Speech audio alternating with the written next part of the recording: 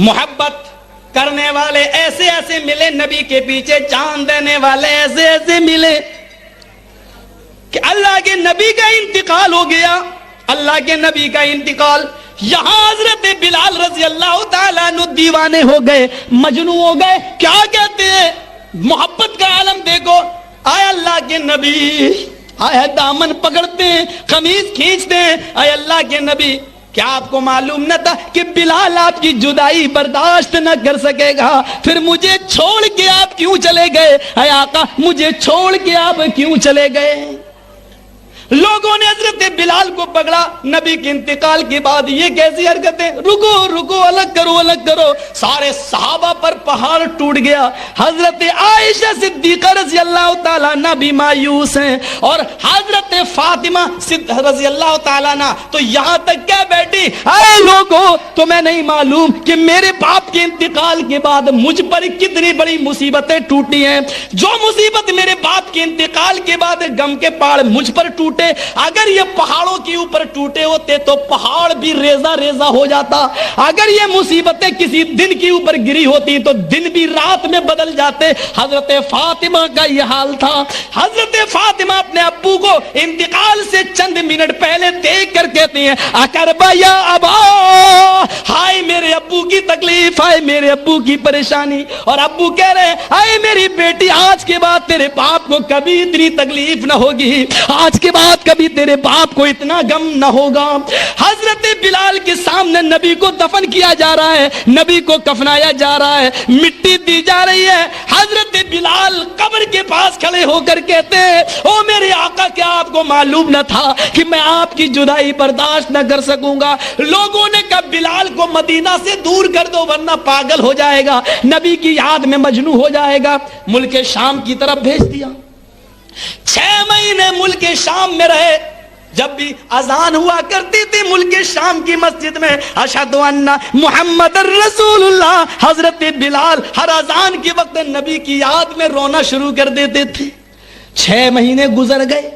6 महीने के बाद हजरत बिलाल शाम में ख्वाब देखते हैं। अल्लाह के नबी ख्वाब में उनसे कह रहे हैं, अरे बिलाल, तू मदीना छोड़ के क्यों चला गया? अरे बिलाल, तू मदीना छोड़ के क्यों चला गया? अरे बिलाल, मेरी करबत छोड़ के क्यों चला गया? मुझसे मोहब्बत है तो मदीना आ जा, मुझसे मोहब्बत है तो मेरे करीब आ जा। सुबह हुई, हजरत बिलाल उठे, घोड़ा दौड़ाया, चलने लगे और पुल के शाम की गलियों में कहते जा रहे हैं, आज तो मुझे मेरे आका ने बुलाया, आज तो मुझे मेरे नबी ने बुलाया, कोई नहीं रोक सकता मुझे। छोड़ दो आए लोगों आज इस ऊंटनी की लगाम को, इस घोड़े की लगाम को। बहरहाल 3, 4, 5, 6 दिन में सऊदिया की सरजमीन पर, मदीना की धरती पर आ जाते हैं।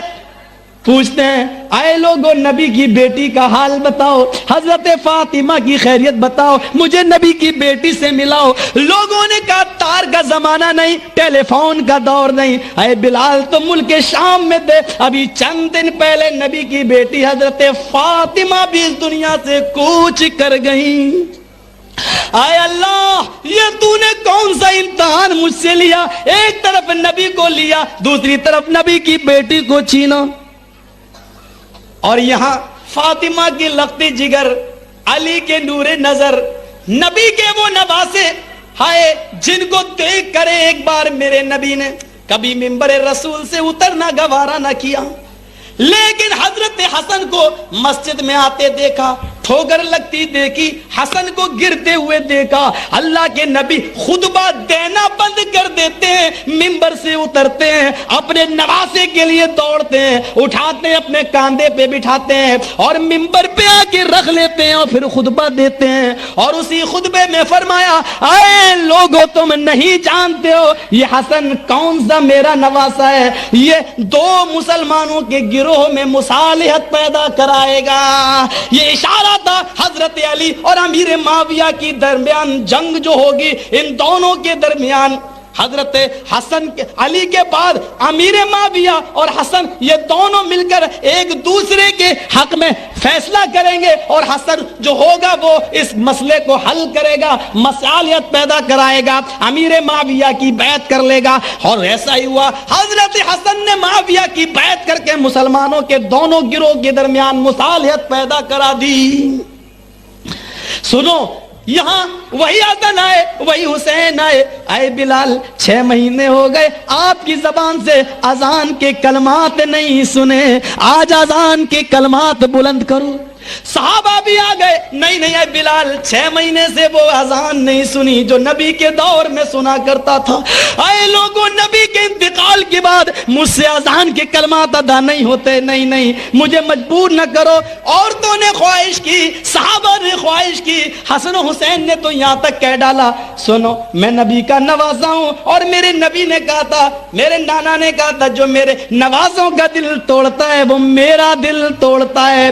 سنو میرے دل کو توڑنے کی کوشش نہ کرو, بس اے حسن اے حسین آگے کے جملے نہ بولنا. ظہر کا وقت ہے, وضو بنایا گیا, مسجد نبوی موجود ہے, صحابہ صفیں بچھا کر بیٹھ گئے, چٹائی بچھی ہوئی ہے, صفیں لگ گئی ہیں. حضرت بلال مسجد کے مینارے پہ کھڑے ہو گئے ہیں, کانوں میں انگلیاں دے لیتے ہیں. صحابہ کو نبی کا دور یاد آ رہا ہے, 6 مہینے پرانی نبی کی محبت یاد آ رہی ہے. حضرت بلال کان میں انگلیاں دیتے ہیں اور اذان کے کلمات بلند ہونے لگتے ہیں, اللہ اکبر اللہ اکبر.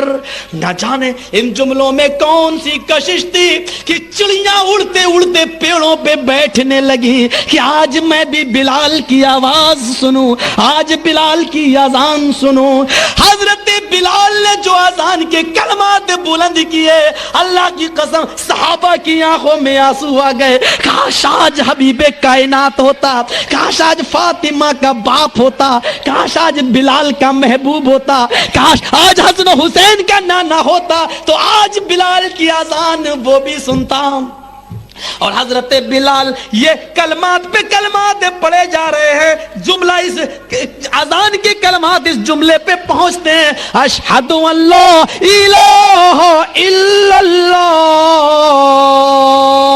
لگتا ہے جیسے نغمہ قیامت کسی نے برپا کر دیا ہو.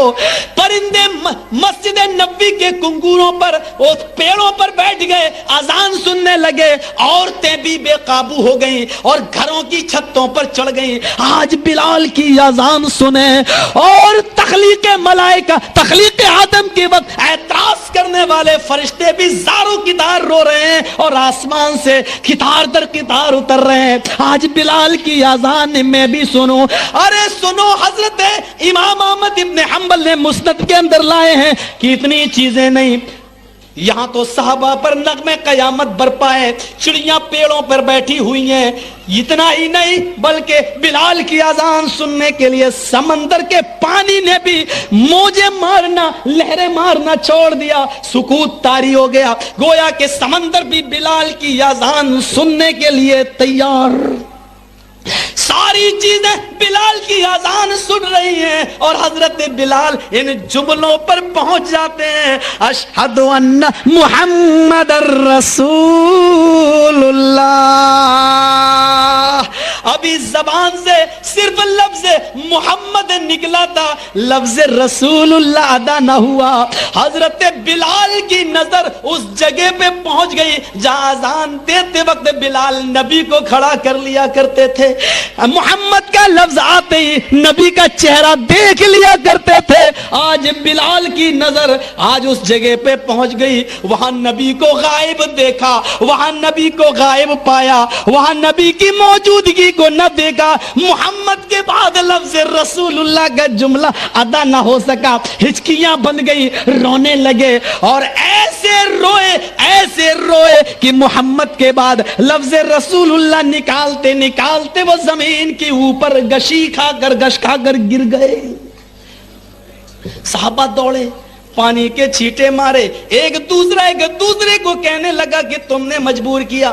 وہ کہتا تم نے مجبور کیا. سب اس نتیجے پہ پہنچے, اے حسن اے حسین, تم نے اگر یہ نہ کہا ہوتا کہ میرا دل ٹوٹا تو میرے نانا کا ٹوٹے گا. بلال کو تم نے ہی مجبور کر دیا تھا اذان کے لیے.